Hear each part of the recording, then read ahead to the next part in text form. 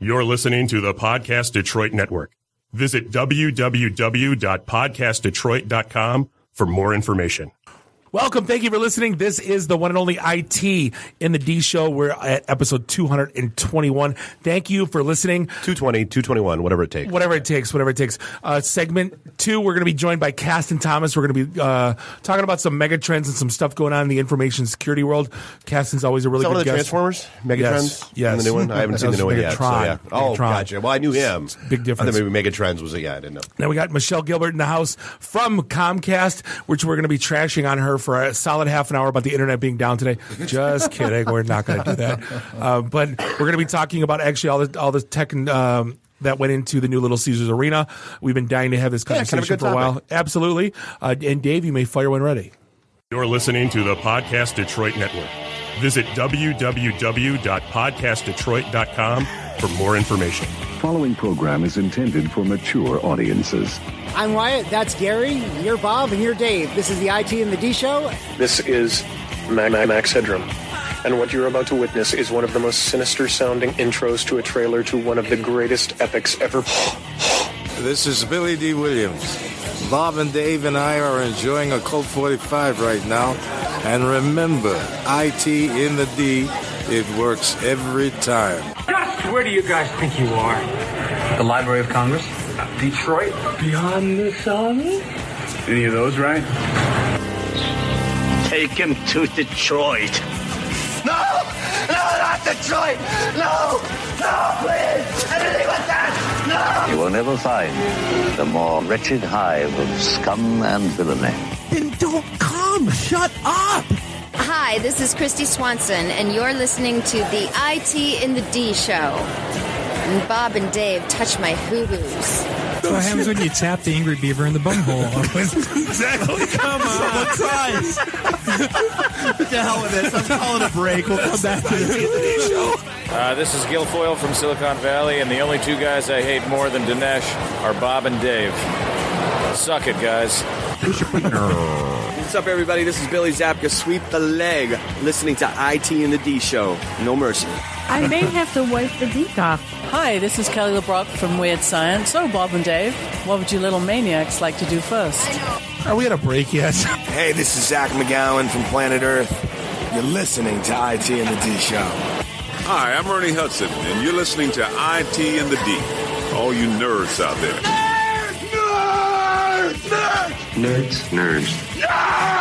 What is a nerd? I'm a nerd, and I'm pretty proud of it. Hey, Detroit, this is Anthony Michael Hall. You're listening to my buddies Bob and Dave on IT in the D. This is Scott Steiner, Big Pump Pump. The IT in the D Show is your hookup. Holler if you hear me. You're in your underwear? I'm in my underwear. Hey, let's hang out. No, I'm sorry, honey. I have a headache. I definitely want to see Bob in his underwear. That's a fact. Hey, everybody. This is Tony Todd. What's happening? You may know me from Candyman, The Rock, Sushi Girls, Zoom, Night of the Living Dead. A lot of pop culture media madness. Anyway, you're listening to IT in the D Show. Business. I'm totally into Dave, but not so much Bob.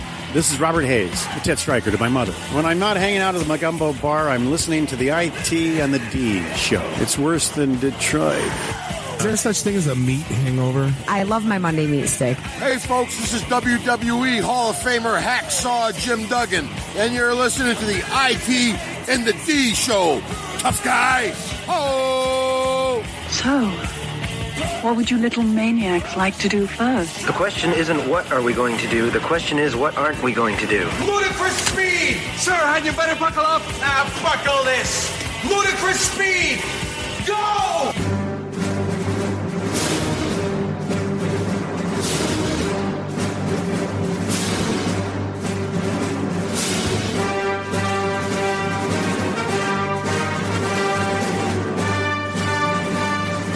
Welcome back. Thank you for listening. This is the IT in the D Show. Thank you for clicking play. We are at episode 221, broadcasting live here in Studio One in Podcast Detroit in beautiful Royal Oak, Michigan. This is Bob the Sales Guy, always being joined. We got a full room tonight.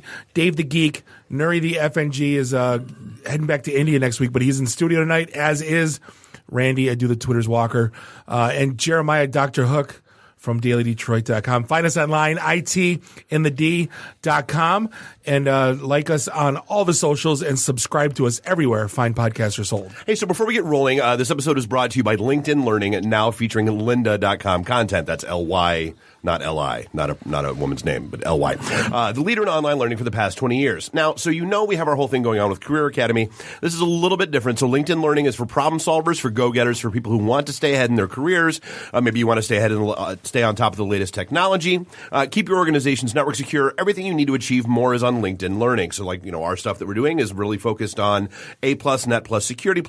This is for all those things outside of that you really should take a look at. So for IT professionals, LinkedIn Learning is your ultimate resource to keep your skills fresh. Some popular courses include data science and analytics careers, certifications, DevOps foundations, CISSP exam prep and cert prep, ITIL foundations. Whether you're looking to sharpen your skills, prepare for a cert, or just stay ahead of the curve, LinkedIn Learning is a powerful tool to have in your arsenal. Now, the nice thing about this is they also have a lot of non-technical classes.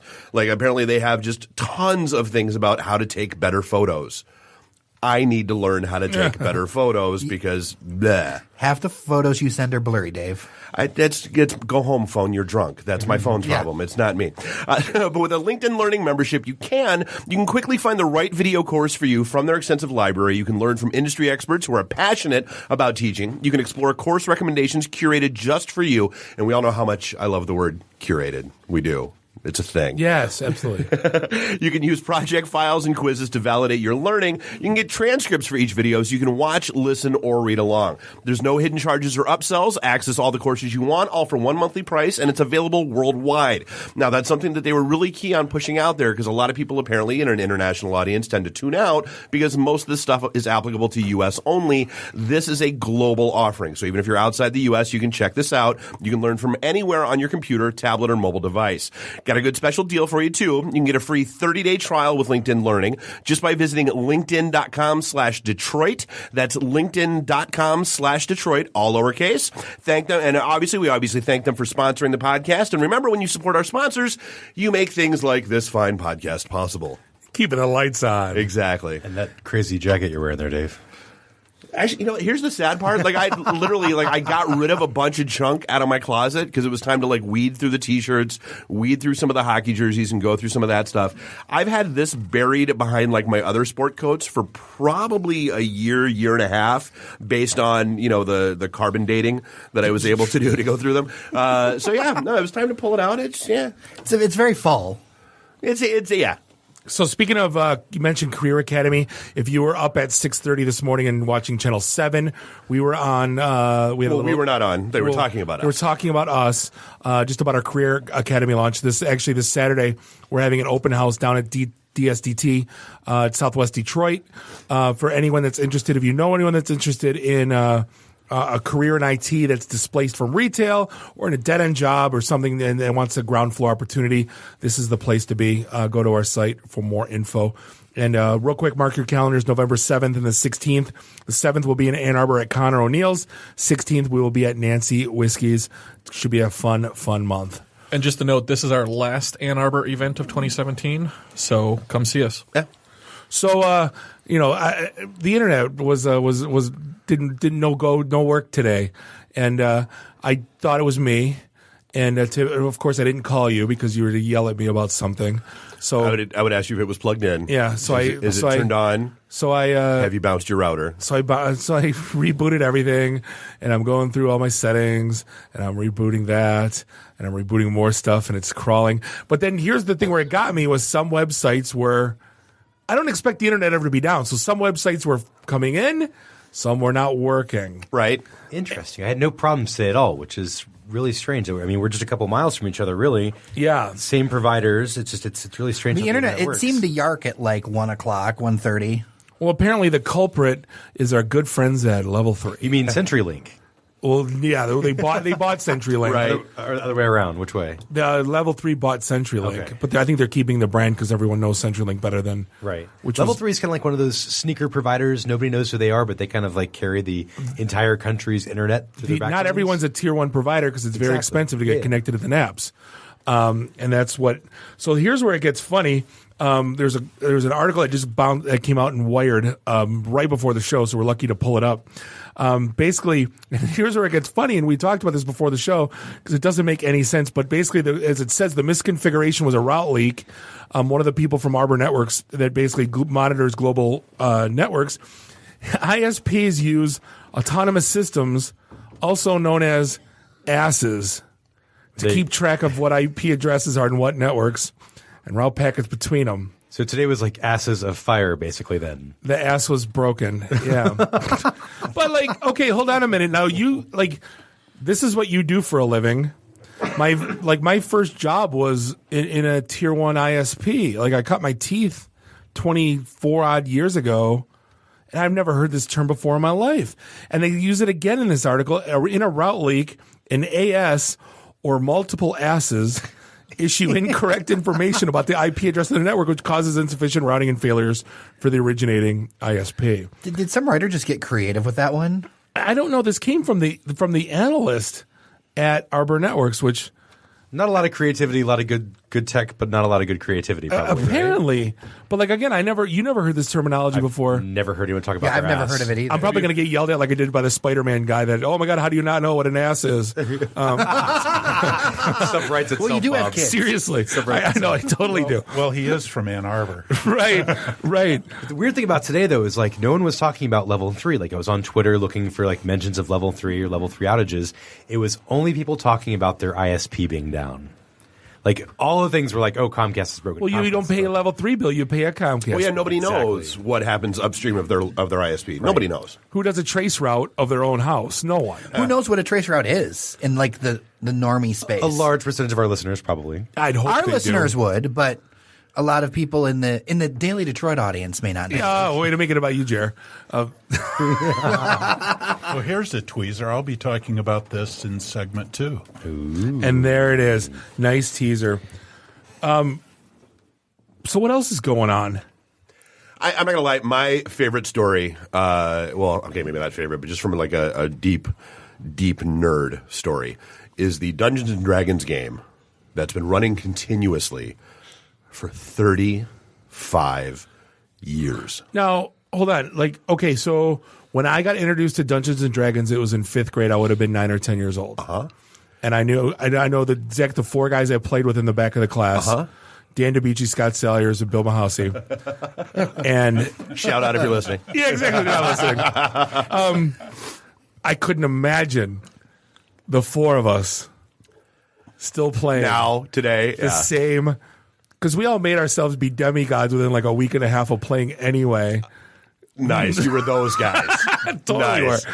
Totally Well, were. no, so I don't know if you took a look at the article in the beginning along with it. I mean, this is not just sitting around the table rolling dice. I mean, these guys have created an entire world that they play in. Like they've got, landscapes and it's not even just like the little moving boards and that kind of stuff. I mean, it's elaborate and it's insane and it's amazing. And I'm sure they've retired their characters, created new ones several times over the decades. And I'm sure they're very well adjusted into society as well. Yeah. They wanted to ask their wives for comment. They went, what? Yeah, exactly. Which speaks a lot about the DM who runs that. Like I've really never appreciated how good or how bad a game could go based on the DM who's running it. Oh, it's almost like an LSD trip. It's wholly dependent on who you're with.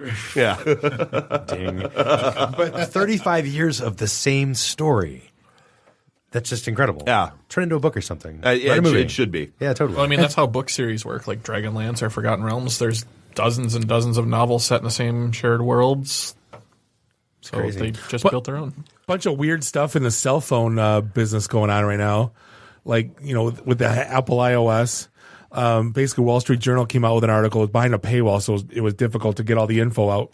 Well, basically, how people are tricking. Because we talked about that, like, oh my God, can you kill someone and use their face for facial recognition?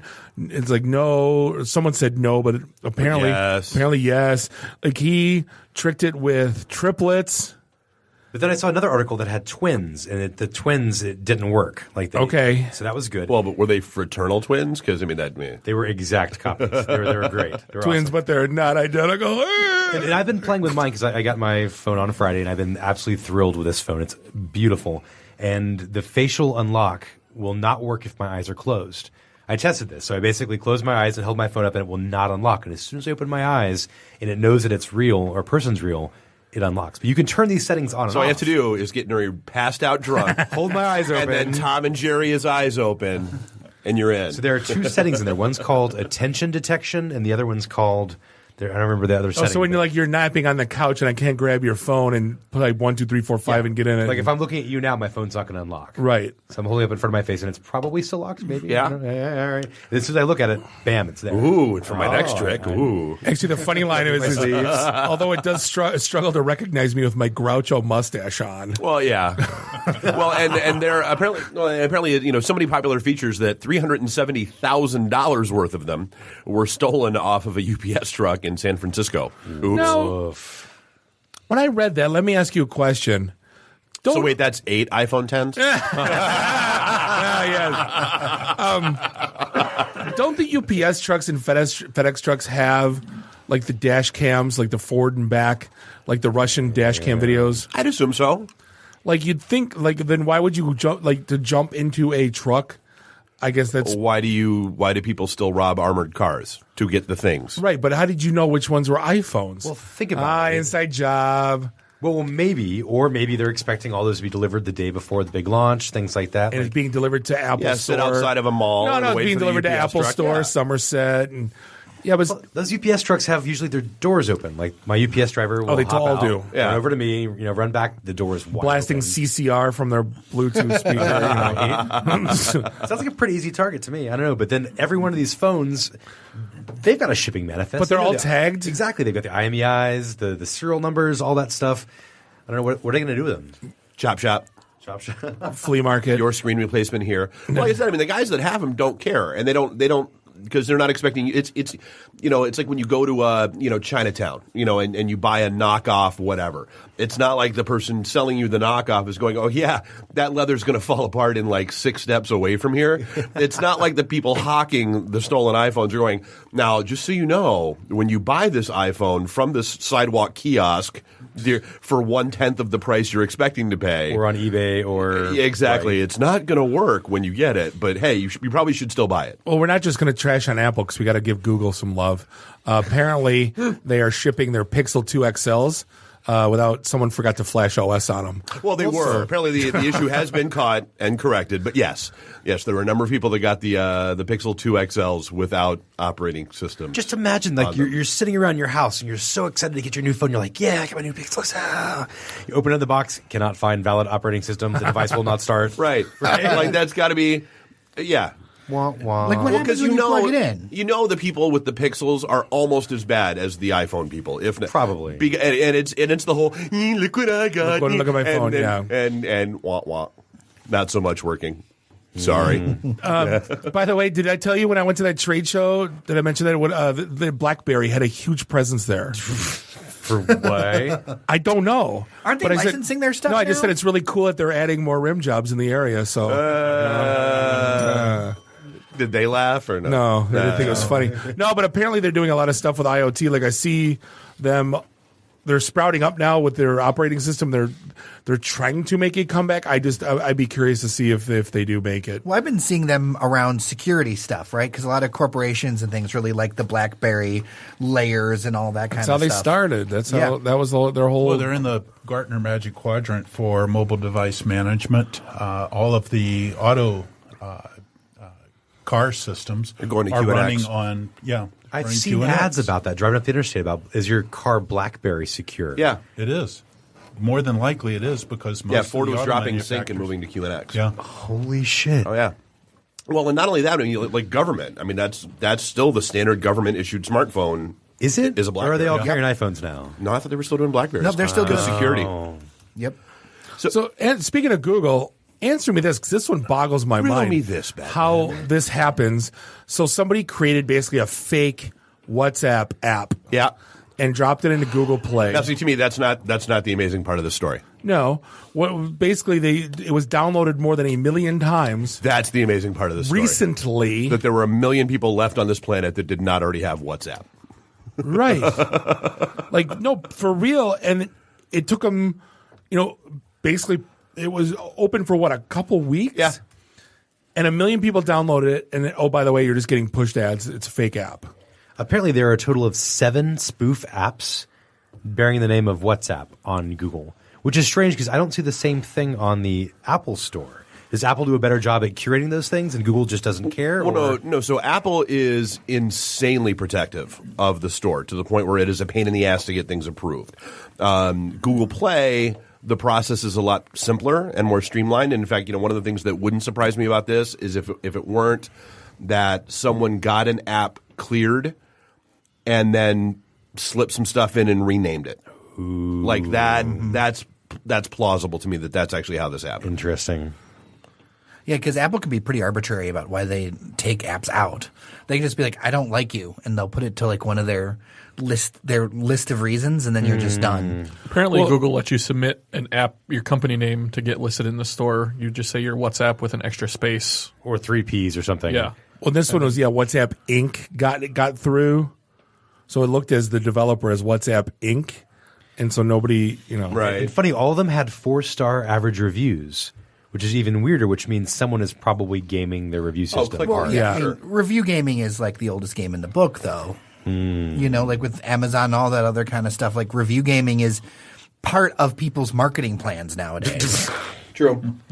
Hey, so the genius of the week, I believe, has to go to the gentleman in Bay City who's on trial for marijuana distribution. And Bay City's here in Michigan for all you people listening outside the way. So, Bay City, Michigan. He is a genius on many levels. Number one, he's representing himself. I forget who it was. There was some famous lawyer who said a man who represents himself has a fool for a client. But so he took it upon himself to call the judge. I want to make sure I get this right. A criminal and a grammar teacher, because that's all he was concerned about. And then he called the prosecuting attorney a dork.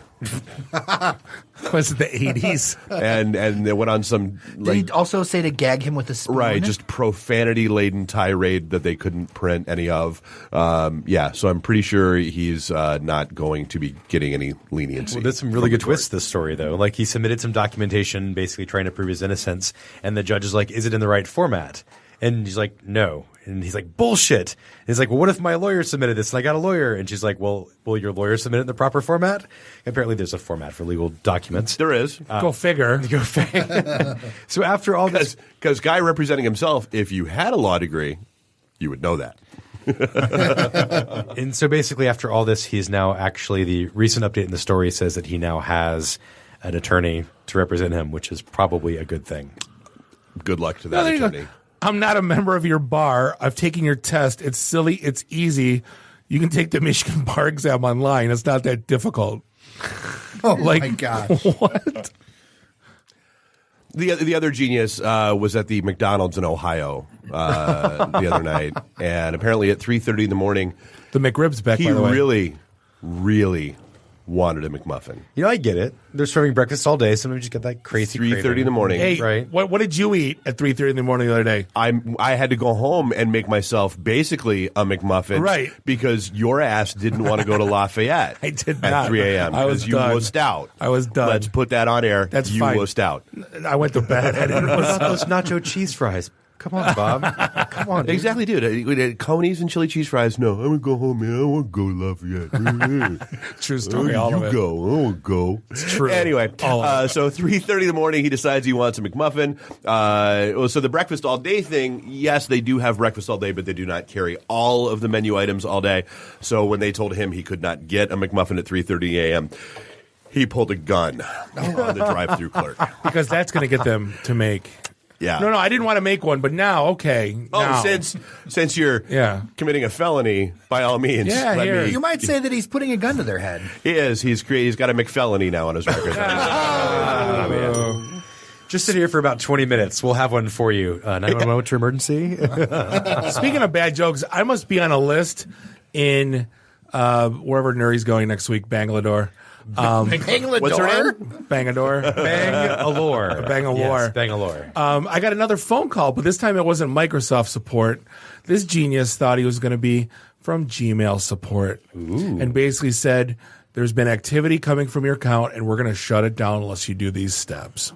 What were the steps? Did you play along? Oh, totally did, but I was in the car. What's that background noise, sir? In the beginning, I was just like, 'cause I go, this is great show material. I'm going to keep going. And then he's, I go, my Gmail? I don't use it that often. I was trying to play that way, and I'm like, no. Then I go, yeah, but I did. There's some weird stuff going on.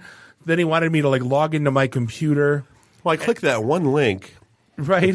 No, he wanted me to, like, log it. Like, so then I read up on it. Apparently, they want you to log in your computer, then they take control of it. It's the same thing as a Microsoft scam. Oh, yeah, it's all about the remote access. Yeah, totally.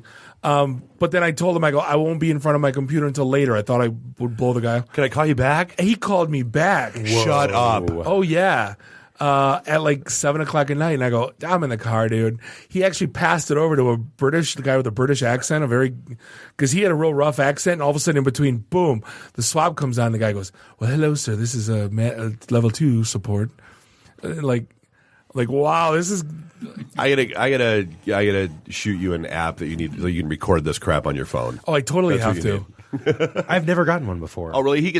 My whole thing is now that I talked to him for a long time, I think I'm on a list because, like, oh yeah, this one. This guy might fall for it. Yeah. Well, so I always act stupid in the beginning. I'm like, what?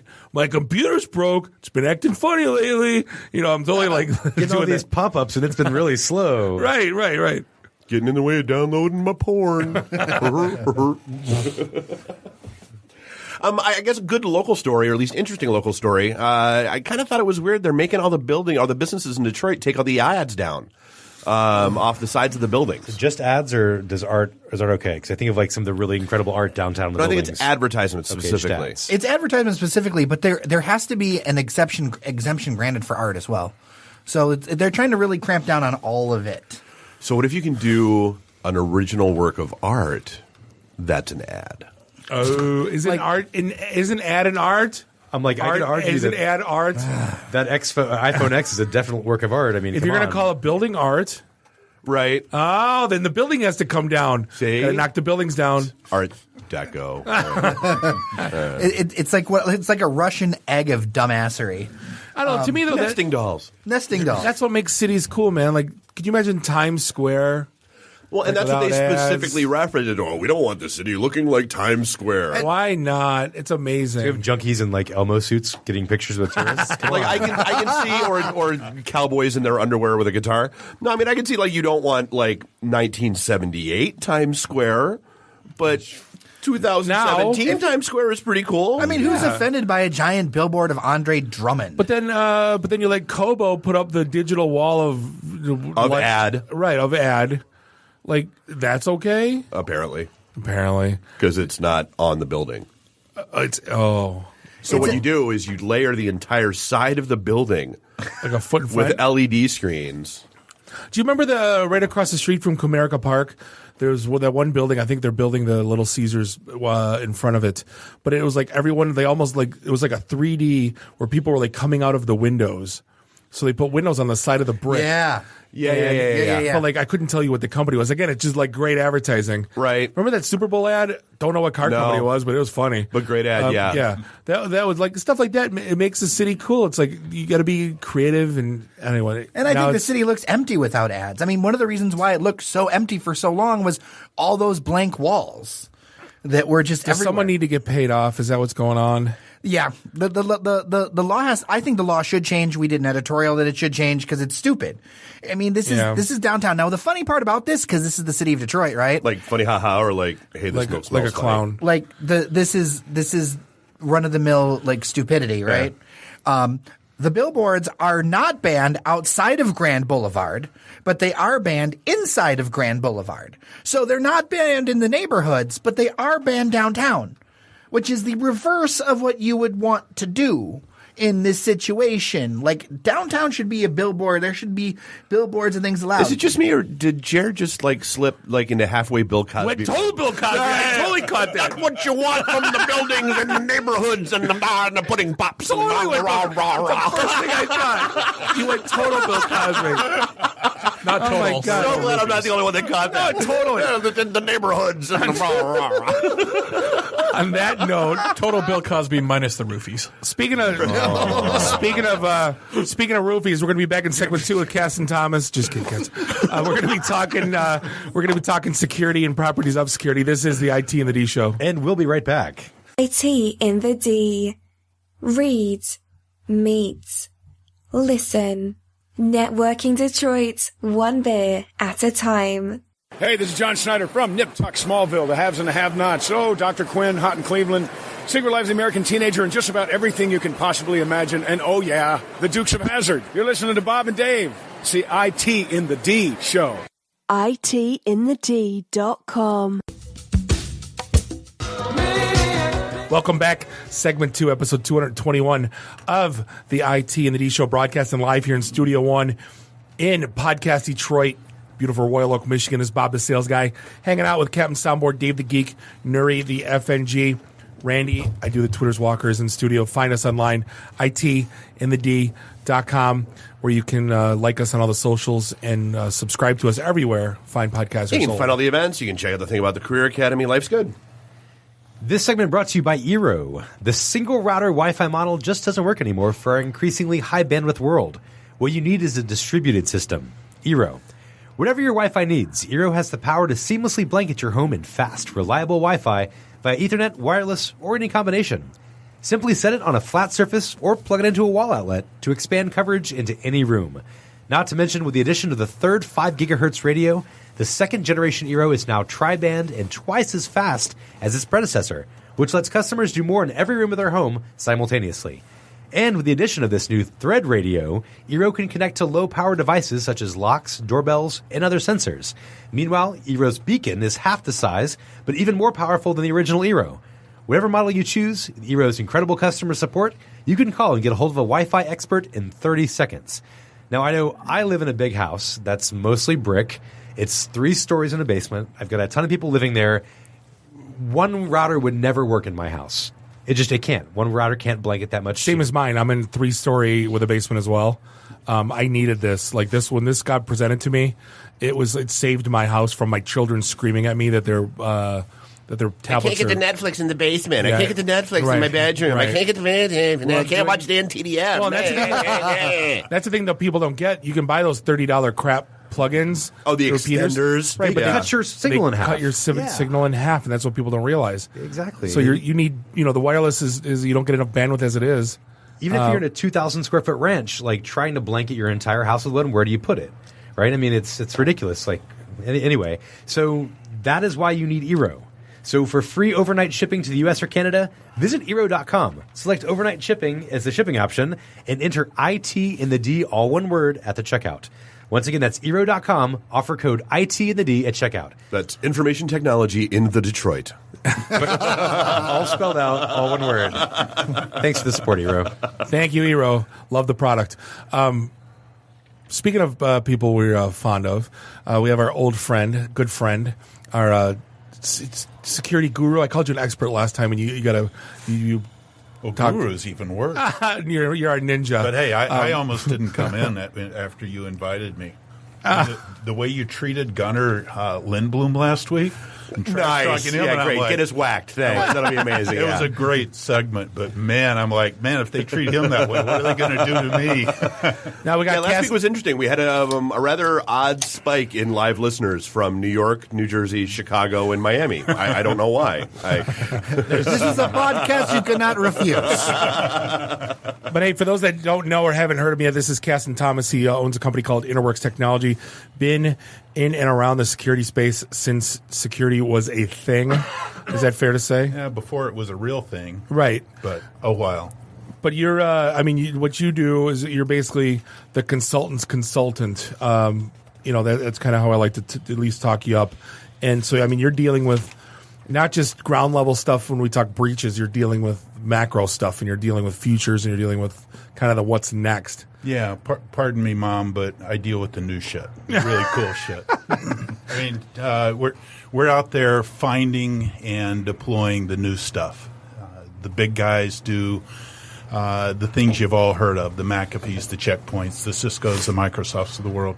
We're looking for the next thing. So we're into, right now, artificial intelligence-based network management and security solutions, the things that are filling the gaps that the existing vendors don't do. Well, that's the one thing. I mean, if you heard anything at Black Hat, that's what the quote-unquote Black Hats are doing now, is kind of using artificial intelligence to help them do their dirty work. Yeah, and if companies aren't preparing for this new paradigm of what's coming with artificial intelligence and machine learning-based attacking tools, we're going to have to hit them back with the same kinds of tools to maintain proper defenses. So I have conversations with CISOs, hopefully daily, not all the time, and one of the things that we always joke about is, how do you there's so much right now in terms of overlap with security vendors and technologies and the new thing and the old thing and the safeguard this and they protect that. And it seems like there's not a cohesive. And we already have something that one of my guys says does that, right? But I don't know if it does. But it might. But it might. Yeah, how do you make sense of this? I don't want to call it vendor sprawl yet because we'll get into the acquisition thing in a little bit, but. How do you make sense of all this stuff going on right now? Well, you have to build a process, and very few companies have put forth a process for finding and deploying technologies. And you do that with a methodology that takes into account what's the current investment and what's the current ecosystem that we've already built out. What are the major initiatives that we're putting together both today, tomorrow, and into the future? And how do we do our project planning? How do we do our technology planning? How do we do our financial planning against that? There's a lot of moving parts, but when you have that methodology, it really simplifies the decision-making process and moves things along so that everybody's on the same page. Well, that's one of the things that's issued for me, and I don't know if you believe the same thing I do, but when you get cool new those bleeding edge vendors that come up and they're trying to change the way things are getting done, and they get really big really fast, and then they get acquired by one of the big boxes, and then it just stops. Well, that's one of the trends that we're really concerned about, is because we're seeing that a lot of these hot technologies are rising quickly. And then you'll have a Cisco or an HP or a Hey, that's a Dell. competitor doing something really cool. Yeah. Kill it. Yeah. Well, not necessarily. Turn it into a parking lot. Right. Yeah. There's a reason that venture capitalists put their money into small upstart companies with a great idea. And it's because there's that air of innovation. And when these companies get acquired too quickly, they become a part of uncertainty because what's going to happen. Entire development teams have been known to leave after 6 or 9 months because the culture's changing and they're not sure what they want to do. And they really bought into the idea of really making a difference. And in a small company, you can make a difference, have an impact. And that's why you find, one of the recent interesting things that happened about 6 months ago was that the CTOs of both Carbon Black and Cylance, which are arguably competitors, they both left and started a new company, kind of with the blessing of their previous companies, but it was because they wanted that adrenaline rush of building something new and different. And quite frankly, 2-3 years into a startup, the CTOs start getting bored, and That's they're the thing. driven.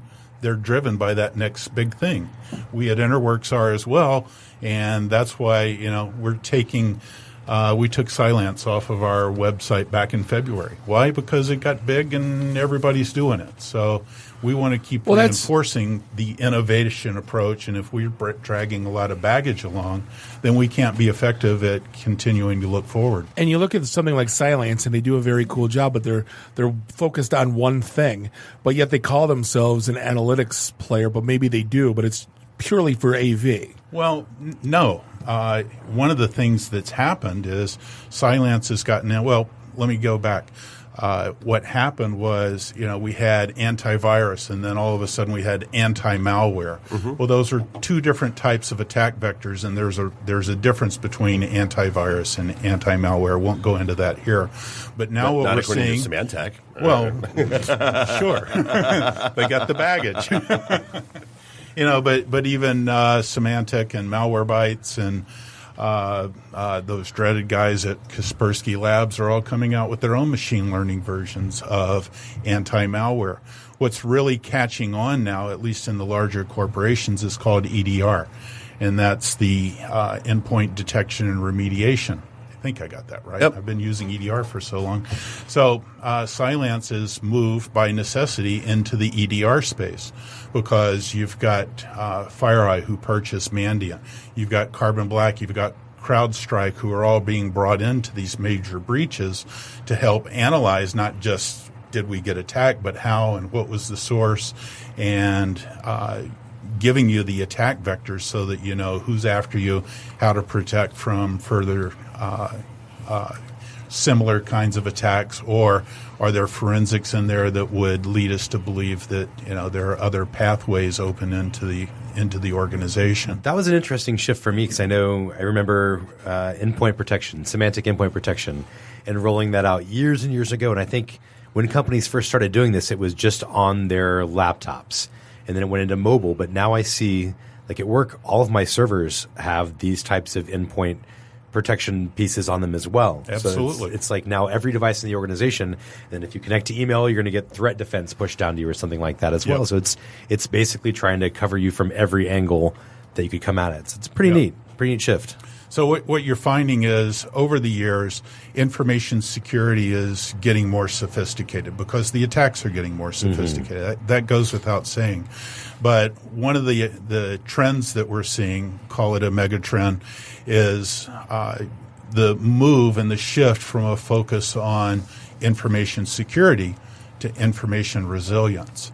And resilience is really the key word that we're going to be hearing in 2018 because the attacks, and as this moves up to getting greater visibility in the executive level and the boards of directors, the focus isn't so much what's the attack, but what's the impact on the business. And the impact on the business, when something goes down, it may be the internet. It may be our data center. It may be an application. It may be another factor of one of our suppliers that gets into third-party risk. So we're seeing a lot more cross-functional work going on between the network team, the security team, the application team, the DevOps team. In fact, there's a whole industry building up around DevSecureOps. And so, we have to get more sophisticated, and so that's the focus as it rises to the board level of, we're not talking about security, we're talking about resilience, which means how do we keep the business functional and operational. See, it's funny, you bring up got to get more sophisticated, but then you see a lot of these breaches are patching or soft passwords, or someone could config BGP wrong, right? It's almost like you got to do both. You got to keep it simple, and you got to, Well, now the adage is people, process, and technology, and I chuckle a lot of times when, somebody gets on LinkedIn and says, it's not about technology. Technology doesn't matter. It's about the people and the processes. Technology's not important. Well, you know what? You give Hank Aaron, you give Babe Ruth a wiffle ball bat, they're not going to hit home runs. You've got to have the technology. Right. You've got to have a balance between those three legs of the stool. Well, and honestly, so just getting back to where I think Bob started off with one of his first questions, I guess my biggest thing is, so how do you try to help people avoid, the CIOs, the CSOs, the CIO, the buyer's regret?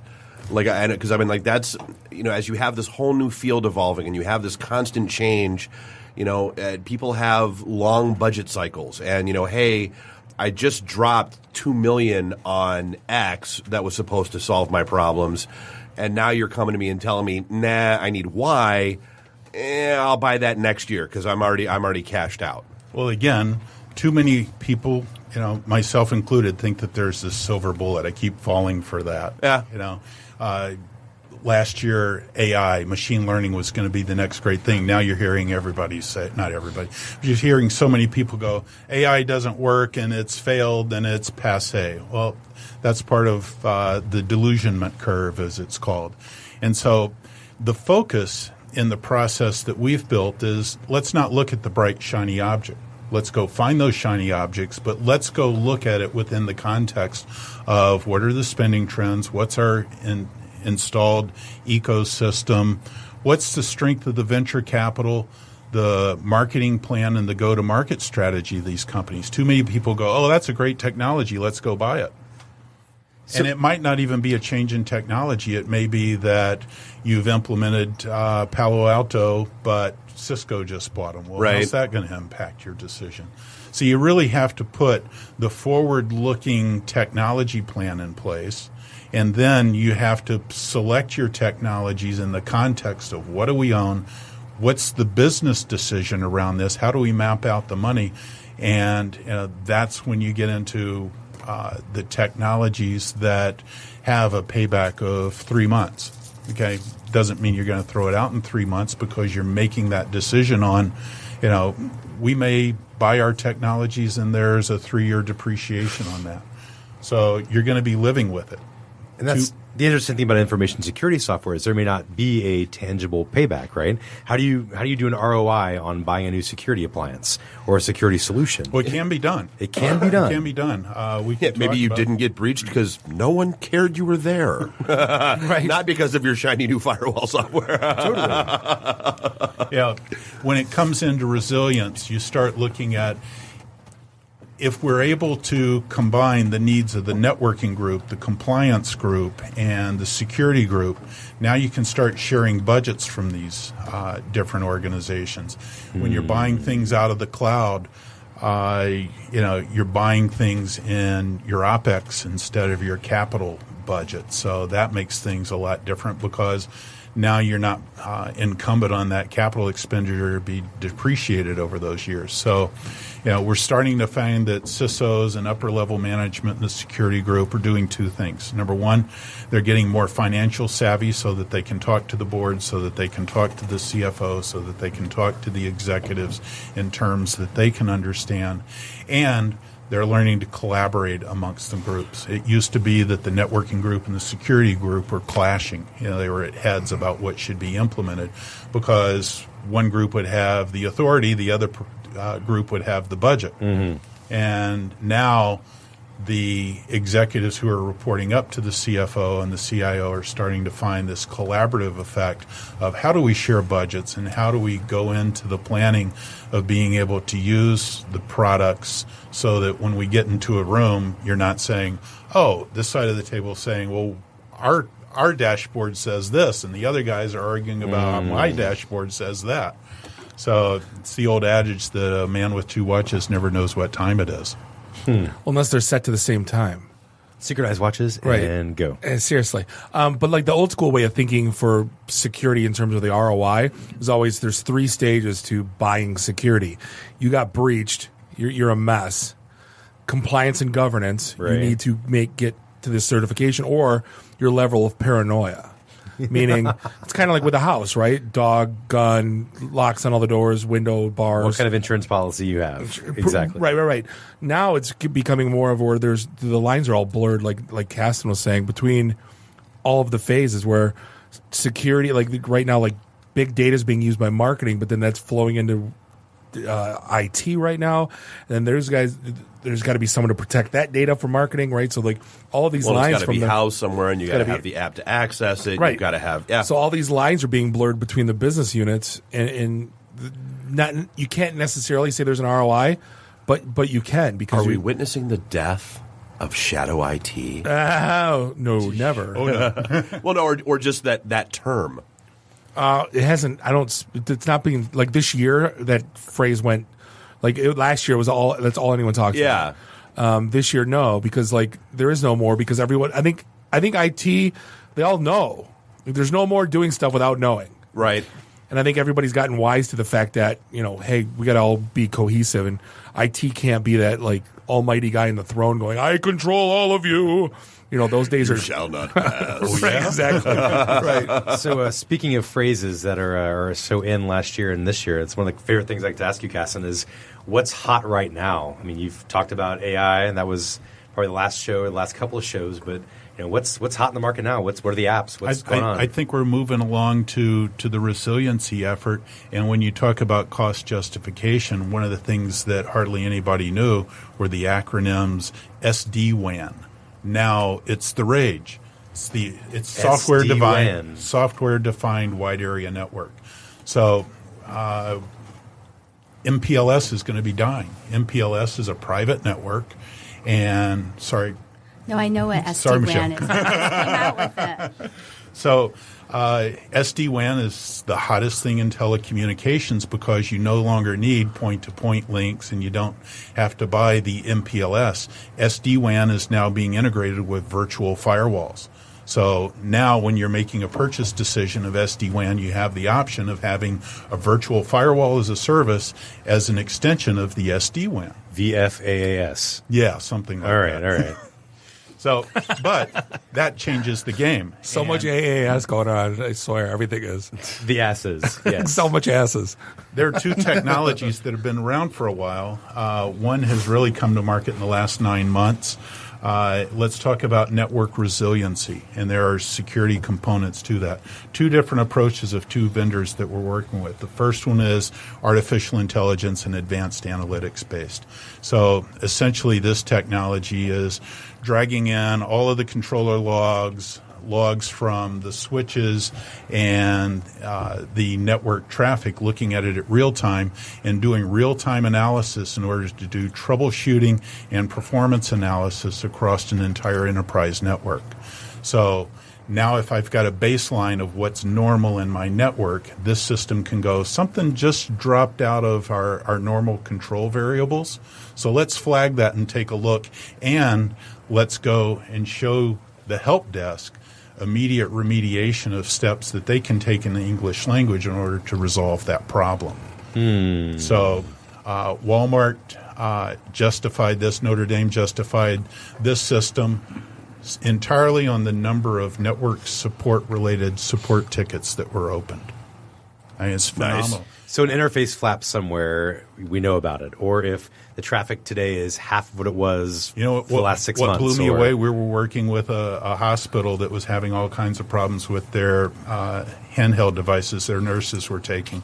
This thing, within a week of analyzing the network and what was happening, within the first week it said, we've got far side interference that's causing that problem on the Wi-Fi network. How they pulled that out of the network traffic, I'm like, how did you do that? And they said, well, the inferences that we know, it's a type of supervised machine learning in that we can now look at the characteristics of traffic patterns and retries and what's happening in order to make that determination. Dude, that's cool. That's very cool. Wow. So this particular hospital was able to cut the number of network-related help desk calls to half of what they were before, and the number of support calls that got escalated to the network support team by 70%. Woof. That's the business. There's your ROI right there. Yeah, exactly. Yeah. That's People a are money. technology that is fabulous for the local area network analysis. Now, when you take the SD-WAN impact and you look at, we used to know what our network looked like and what our problems were because we all had these private networks and we could view it into it. What happens when you have VLANs that are extending across a virtual private network or across an SD-WAN? You don't have that visibility. Thousand Eyes, quite literally, you were talking about the level 3 problem that happened.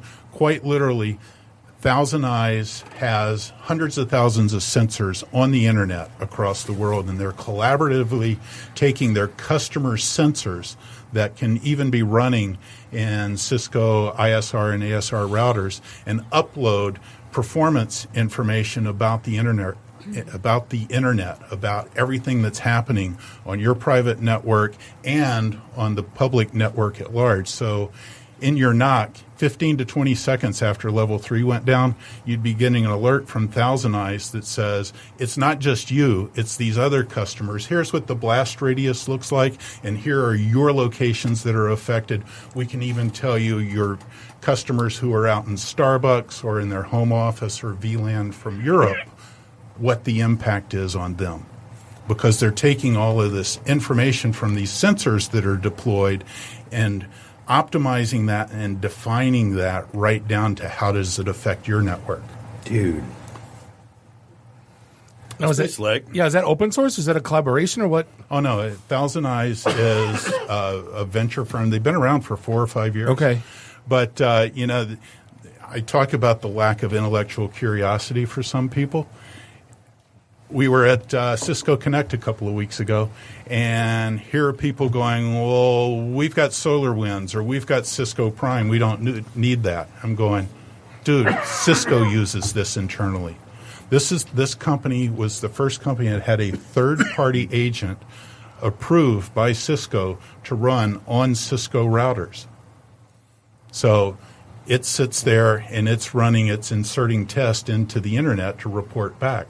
So everybody, Nuria, your company has to have this. Every nameplate in Silicon Valley and in Seattle are using this. The who's list of showing the network uptime. So if you're a hospital that's got 100 hospitals or even 10 hospitals, you need this because you're consolidating all of your electronic medical records into a single data center or 2 data centers or regional data centers, and how do you know when that comes unavailable, and how do you know what the problem is? You can't spend 15, 20 minutes troubleshooting the problem. You ought to have it in your NOC instantaneously ready to react.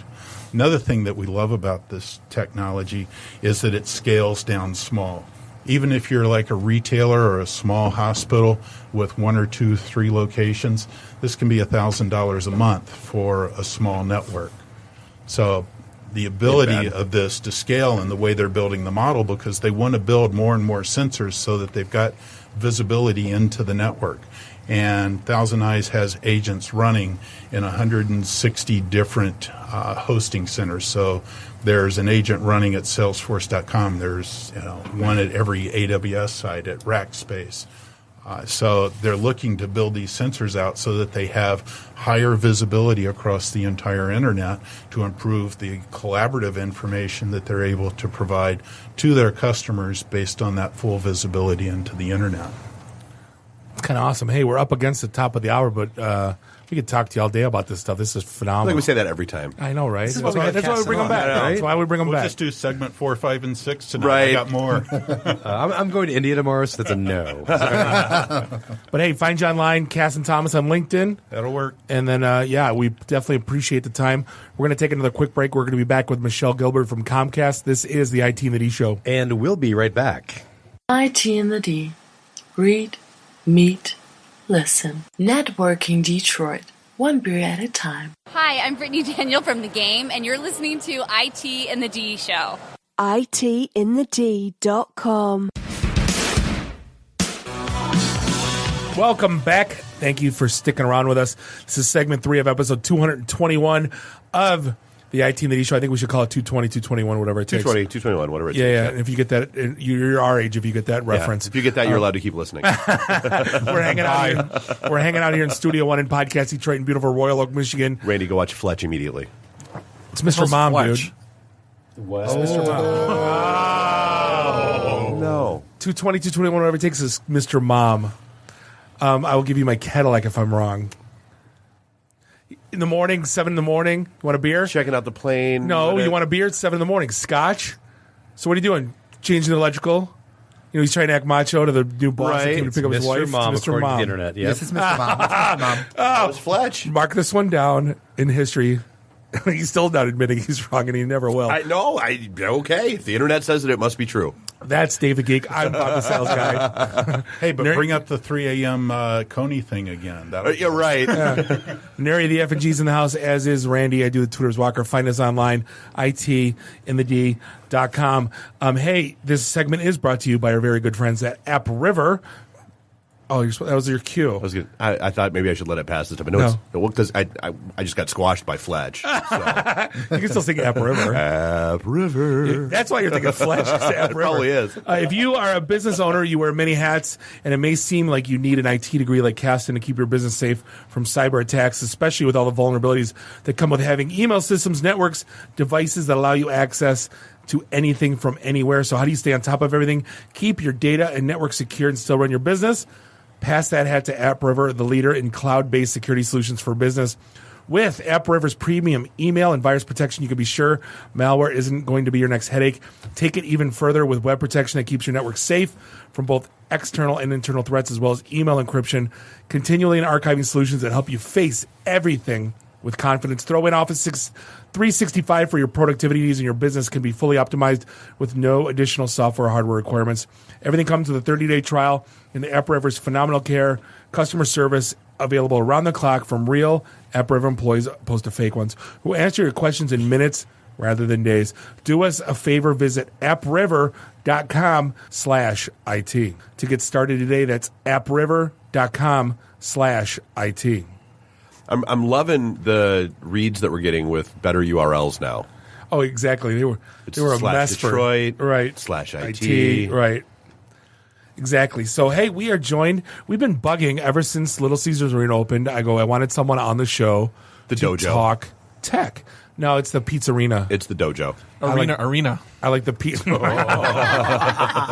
But we got Michelle Gilbert was gracious enough to come hang out with us and talk Little Caesars Arena and talk about kind of the wireless. If you're not familiar with Michelle, she is the VP of PR for Comcast locally, and she's one of our residents. We talk about programs for kids and all the cool stuff. At least every month or two, we've got her in talking about something. all the new tech with their apps, but this time we really wanted to focus on that. So, Michelle, how you doing? I'm doing great. Thank you for staying with us. I know it's way past your bedtime. I'm just kidding. I'm doing. But actually, it really is. Right. But we definitely appreciate the time. So let's dive right into it. The District Detroit. Once it's done. I mean, have you seen how far this thing stretches? It's insane. It's 50 square blocks. It's 50 square blocks, and this thing's literally going to get covered, not only in the arena but outside the arena with beautiful Wi-Fi. Yes. So right now we've built the network throughout the district or throughout Little Caesars Arena. So there is not a spot within the arena that you can't go with 1,000 Wi-Fi access points that you won't have access to Wi-Fi. And we've built enough bandwidth into the arena that people can use their devices and do whatever they need to do whenever they want to do it. And we've built enough bandwidth in to take care of future needs as well. So it's pretty covered. I mean, here's a little secret that a lot of people don't realize. So the Wi-Fi access points are strategically placed throughout the entire arena, including under some of the seats. Yeah, so that it's really on every level within the bowl. So it's pretty cool. And as the rest of the district gets built out, we will continue to add our outdoor hotspots across the rest of the district. So right now, there's not necessarily hotspots across the rest of the district because it's not built out yet. But as it gets built out, we'll continue to add those hotspots that we've talked about in the past. Well, and the network certainly isn't getting tested during, say, Pistons games. Right. Well, actually, if everybody is in the concourse like they're saying, it really would be tested, right? Because it's even wider area. So let me talk to you, Dave. You know this question. So going to a football game, the phone is in active use. Whether you're tweeting to get your picture on the screen, looking at stats, looking at your fantasy team, looking at replays, it's a common thing to check your phone. Hockey, I don't think no, not as much. But I mean that fits into my whole. I can segue or diverge for a moment. My whole thing about why hockey hasn't caught on in America like other sports have. It's fantasy. Well, no. I mean hockey. It's real simple. You look at football, baseball, basketball. There is a flurry of activity and then a stop, like a reset, like football. Pass, run, whatever. Then you've got a 45-second break before the next play. Baseball, pitch, hit, pitch, strike, whatever, you've got a break. Basketball, dribble, dunk, dribble, shoot, sneaker squeak, layup, whatever. Hockey, man, I've seen games go for like 10 minutes without a whistle, and you can't not watch because someone's going to get laid out in that 10 minutes. Whether, if you miss it, you're going to be mad. Well, that principle applies to why soccer isn't big in... soccer is just slow hockey on grass. Right. But same thing. So, I mean, it's, you don't have... There's not necessarily that ADD requirement of, with hockey, it's constant motion, so it keeps you engaged. But that start, stop. Yeah, I'll pull up my phone. I'll check my email. Man. Oh, because I was thinking 1,000 APs in that arena. That's light. But then I was thinking about that, like with the usage requirements. Well, when you think about it, so what's your average attendance? 24,000? 22,000. Yeah, so 22,000, 1,000 APs, so 2,200 people per AP.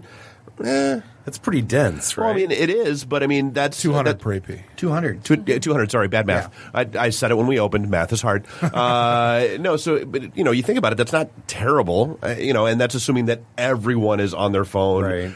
And trying to connect to the Wi-Fi network and not hooking into their cell carrier and not hooking into that's those are decent odds. Yeah, because that was one of the complaints last year with Ford Field. Oh, yeah, last year at Ford Field. Field. Get on Wi-Fi. Well, especially when they send you messages up on the Jumbotron that says, tweet yourself to, and you can't. Yeah, I went to a couple games last year, and it was just you just see a little bar going and just frustration when they're like, put it out there, do this, do that. And then you're just like, nope, fail. Yeah, would love to, but can't. So what's some of the feedback you got? I mean, is I went there to Little Caesar Arena once. I don't think I used the Wi-Fi. But has feedback been pretty solid? The feedback has been very, very strong. We're watching every single event that takes place, monitoring it, tweaking the network because, based on usage, what we're seeing is that there's a lot more uploading going on than downloading, which makes sense, right? We're actually, we can... Because I got to post my Facebook selfie. We knew when Kid Rock hit the stage. It was like, boom, the numbers went up. So it's really fascinating to watch what's going on and how people are using it. We're going to continue to monitor and tweak because it is new. And until we get a sense of what the demands are, there's going to have to be some manipulation to just make sure that it, meets the standards that we've set up. So when we talk about like the rest of the district and all the development happening, there's a lot of exciting projects happening, right? There are a ton. There's the historic buildings. You've got one that actually used to be the apartment for Harvey Firestone back in the day. All these other cool things happening. Are you working in concert with these new developments to put out Wi-Fi? Is that a mix of paid service plus free blanket, or how does that work? So fiber has been laid throughout the entire district. So fiber has gone to every Lucky fiber corner of the district. As the different businesses and the residential units go up, then they will have access to our network and they can choose to take advantage of what's already been built in for them or not. So it'll be up to each individual resident. It'll be up to each individual business to determine, do they want to sign on as a customer? Do you have any kind of sense on the kinds of businesses and things that they want to put in there? Is this going to be something that they're attempting to put more, say, tech businesses, things like that with all this internet connectivity? Because I saw in the press release something like as much internet as all of southeastern Michigan or something like that. And that sounds really big. And so I don't know if you could clarify that a little bit. So what we were trying to quantify is there's more that there right now than there is demand. So that would be enough bandwidth to take care of all of southeastern Michigan. Are we taking care of all of southeastern Michigan? No, of course not, because it's all built into Little Caesars Arena. But the idea behind it is we didn't just build it for what is needed today. We've built it for the future as well. And we'll continue to modify and invest. I mean, so far, it's an $11 million project that just Comcast has invested to lay the fiber, to build out, the arena and the district. And, it's an exciting project to be a part of. Yeah, I was going to say, that's the thing these days with people. It's like if my Wi-Fi, everything needs to be glitch-free and needs to move the speed of light, or people are complaining almost. You didn't even know it existed 5 minutes ago. Yeah. It was like today. My Snapchat doesn't work. What am I going to do? Oh, yeah, we didn't even get to that one. Snapchat was down for 4 hours. Oh, my God. And people were threatening lawsuits. Seriously. God, I hope that one was in jest.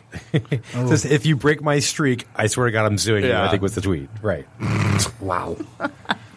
So there was you also brought up, you talked to me before the show about an interesting survey about home usage for Wi-Fi. Yeah, so we did this survey about Wi-Fi usage in the home. And I think last time I was on the show, I talked about the new free app that we offer called Xfi, which basically allows you to do two pretty important things. It allows you to troubleshoot issues in your home. It also allows you to really manage and monitor the Wi-Fi usage in the home. So for all you parents out there, basically it gives you the ability to pause your kids' devices.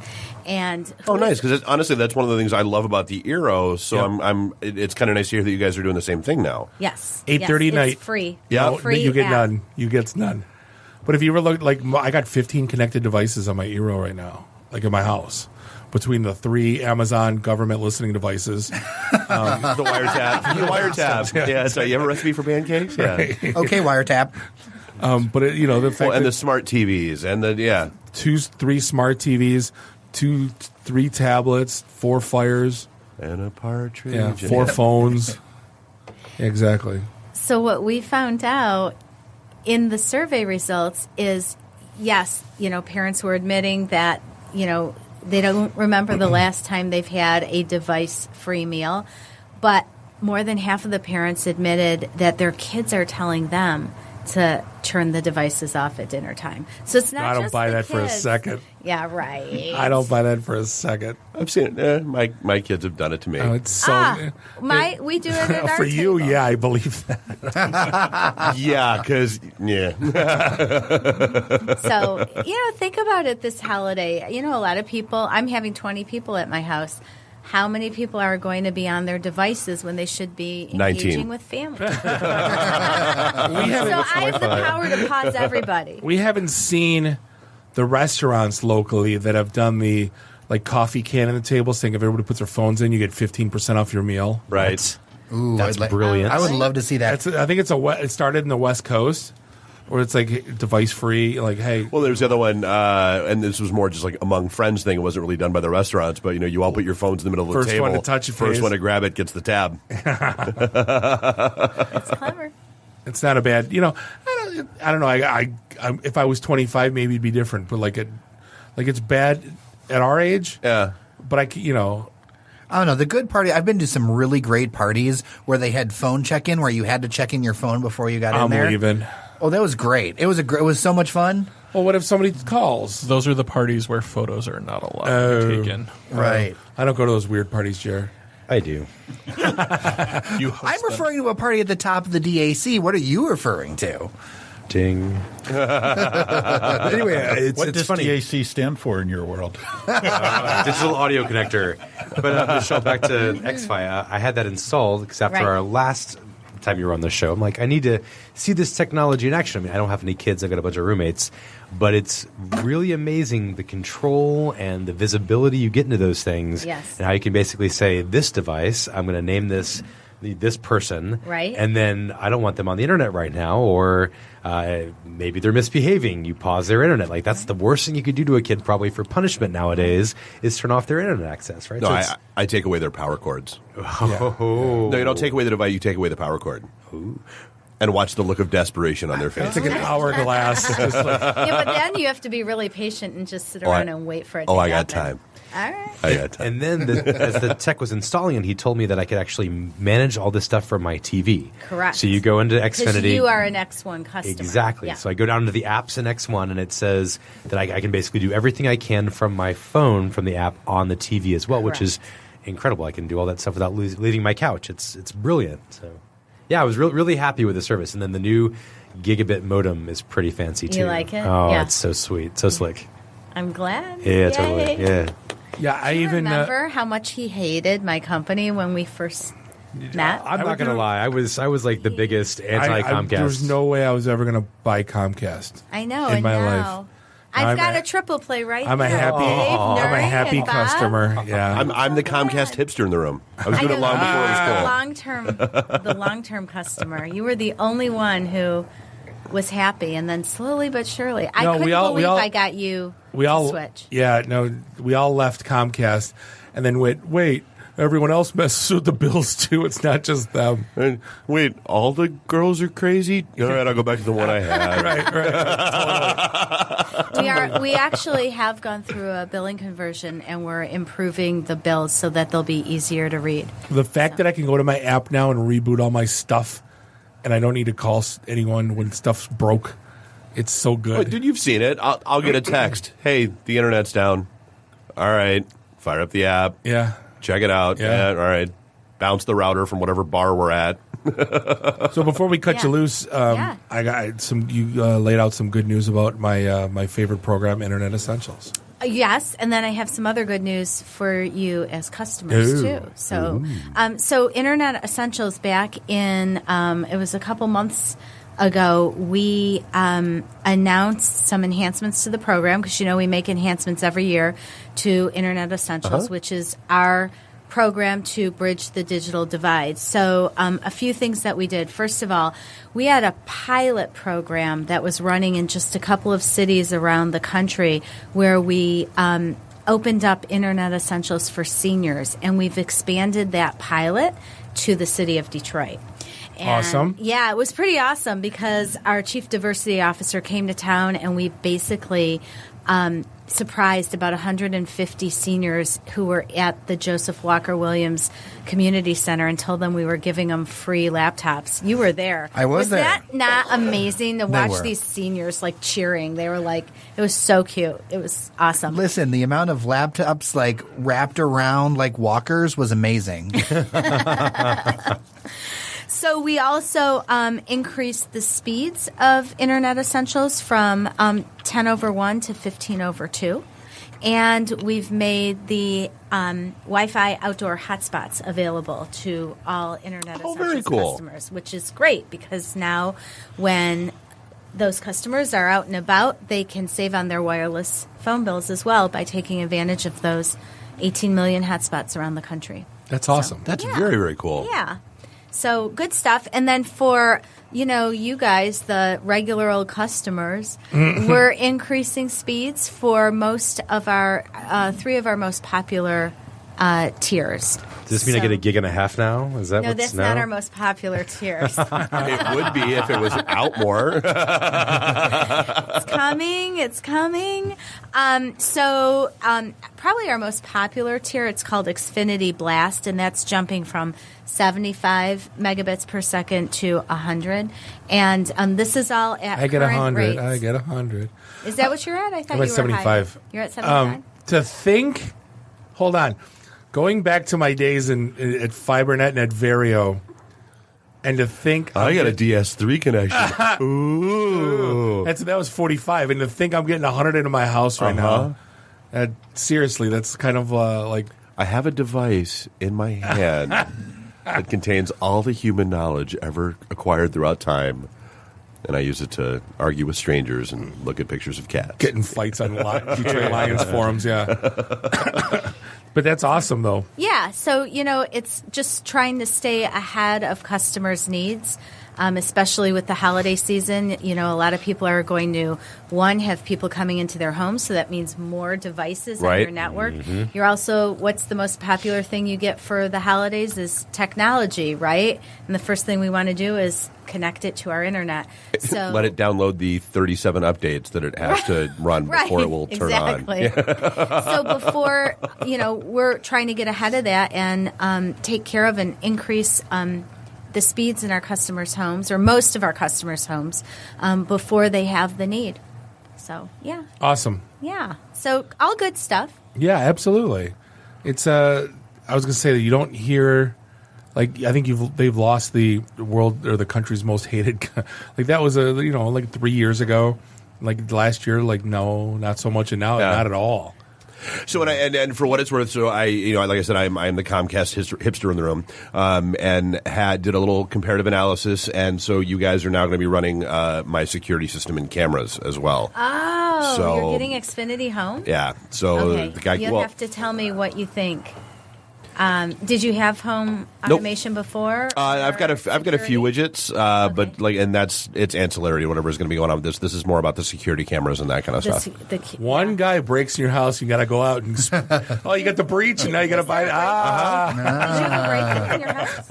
I had a walk-in. I mean, it wasn't so much really a break-in, but yeah. Oh, yeah, that's scary. That'll be enough to do it for you. He got on the news and everything. Film at 11. Oh, yeah. Scary. That's scary. Well, the best part was they caught the guy. So I because neighbor had security footage and all that kind of stuff. So they took a still, posted it on Facebook. They caught the guy an hour and a half later, like a mile from my house, because somebody was driving at 16 in Gratiot and went, "Hey, that's the guy that had seen my post." Had called 911 and nabbed him. It was beautiful. So I don't know if they.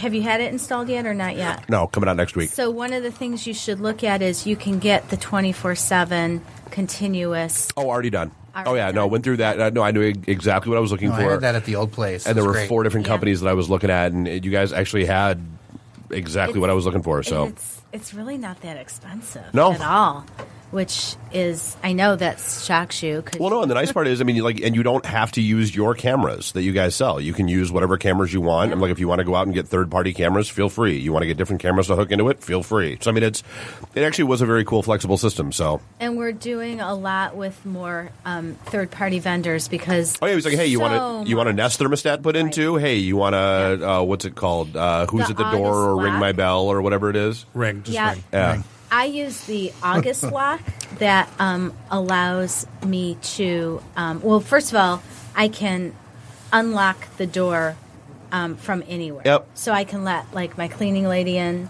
and then I lock the door when she leaves. Oh, and that's the one that we were talking about a couple weeks ago because the whole Walmart wants to one-up Shipped, and they want to be able to send their delivery people into your house when you're not there. Yeah. No. Oh yeah, that's not happening. No, not really. No.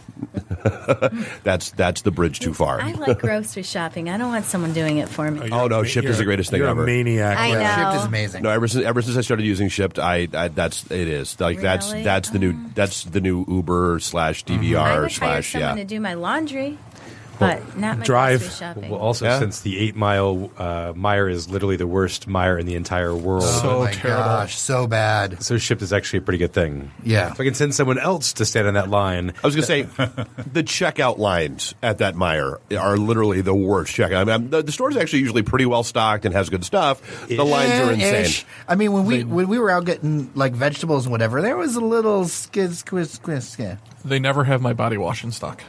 They're always out of tofu, damn it. Dumbest thing you've ever said in your life, Randy. Swear to God. No, every time I go to 8 Mile Mire to get Dove Men Plus body wash, Get it on it's Amazon out. like normal people.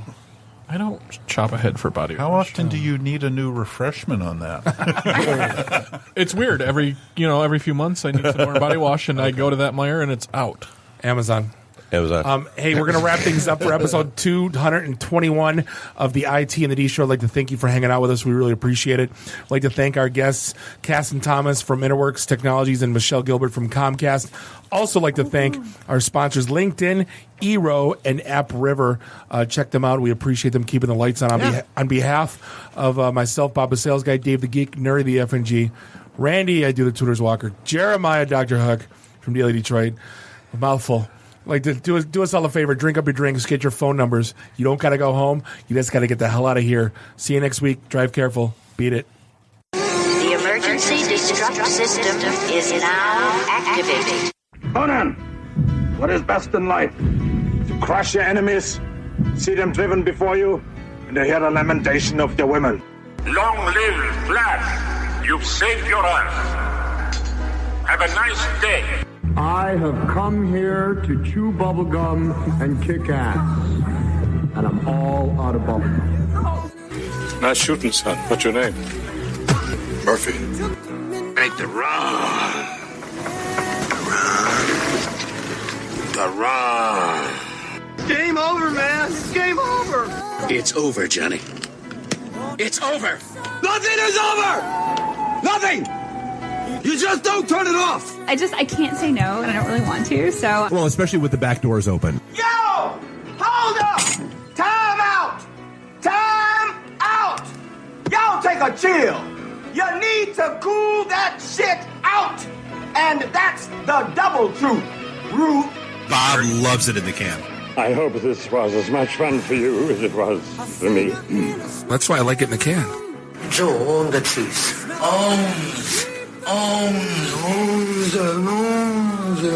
Beer me. My job is to make sure this program is morally upright and cultural and wholesome. Shut up, Mimsy! Shut up, Mimsy! Shut up, Mimsy! Why would Buick put their cars next to the Bentleys? Why? That's not marketing. The alphabet. It's brilliant. Yeah, I can't take that position. That analogy sucks because it's right. Because you're getting your 8-track tuned up. Are we at a break yet?